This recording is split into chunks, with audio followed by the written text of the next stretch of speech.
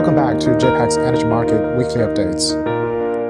Oil futures finished a volatile week and recouped some losses on Thursday and Friday in a row, but still ended lower since July the 6th, as recession concerns prompted strong selling pressure that sent front-month JPX Dubai below $90 per barrel and IC Brent below 100 intraday for the first time since April 25th. Product cracks were heated and hotter as refining margins slumped to multi-month lows across much of the barrel. Despite the steep fall in flat prices, premiums for spot Middle East crude barrels were holding firm. The structure of crude oil futures also remained solid. The difference of JPX Dubai future contract for September and November settlement was last patched at $5.7 per barrel, roughly unchanged from last week's close. In Asian market, Saudi Arabia increased its official selling price for Arab Light into Asia for August by 2.8 to $9.3 per barrel over the benchmark Dubai and Oman, not too far from the record high in May. The Saudis also increased prices for all other grades into Asia for the month and took similar action for Europe. Levels into the United States were left unchanged for the month. The market views the price increase as a sign that the world's top crude oil producer expects robust crude oil demand this summer despite growing fears of a recession that could sink demand. Oil product cracks fell for the second straight week, with the United States and Asia benchmark hitting a 2.5-month lows, while the European grades fell to a 2-month low. We believe the drop in crack spread is mainly due to an increased supply as high-frequency demand data remain robust. Personal mobility in China, as measured by the country's main search engine, has hit a 4-month high in the first week of July.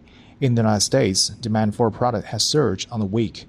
Product supply for gasoline, the EIA's proxy for demand, climbed to a year-to-date high of 9.41 million barrels per day, while the product supply for distillate surged to a 15-week high and more than 16% above the 5-year average. According to a notice from China's Ministry of Commerce, China has released this year's third batch of quota on oil product export, permitting export of 5 million tons, which is leading to expectations of higher export as refineries ramp up. Despite the retreat in product cracks, overall margins remain healthy, while refiners are also looking to build stocks ahead of the crunch winter demand season. On the supply side, OPEC Plus high crude oil production by 390,000 barrels per day in June, according to the latest Plus survey, and almost all members continue to struggle to hit their output targets. In June, the coalition underproduced its collective targets by 2.7 million barrels per day, with quota compliance surging to a hefty 192%. The oil market supply remains tight, given the expectation the Russian supply will decline as we move through the year, and more recently, potential shutdown will be a major blow to landlocked Kazakhstan and Europe as a bulk of its crude oil export via the CPC pipeline across southern Russia, with CPC loadings reaching as high as 1.5 million barrels per day. On the gas market, following the release of weekly storage data by the EIA for the week ended July the 1st, NYMEX gas futures soared. The 60 billion cubic feet storage build, which is much smaller than projected, may have been an outlier due to short-term production maintenance and elevated LNG export volumes. At the same time, European natural gas benchmark TTF prices continue to edge higher given the numerous supply risks facing the market. These include reduced Russian pipeline flows, tighter LNG supply, and obviously the strike action in Norway last week. Norway is Europe's second-largest energy supplier after Russia, and the strike had pushed gas prices to the highest level in 4 months.